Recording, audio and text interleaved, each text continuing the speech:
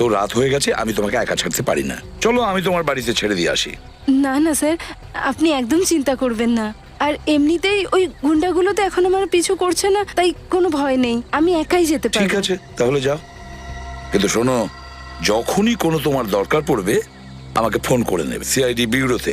হ্যাঁ স্যার, আর এমনিতেও আমাকে বাঁচানোর জন্য আপনাকে স্যার অনেক অনেক ধন্যবাদ। Good night.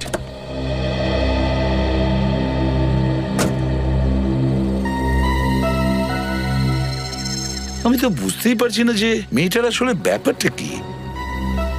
এই জেসমিন নিশ্চয়ই আমার কাছে কিছু লুকো ছিল।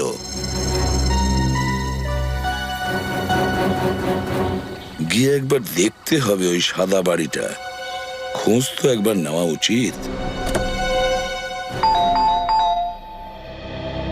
কি আবার এলো এত রাত্রে? দেখো তো কে এলো।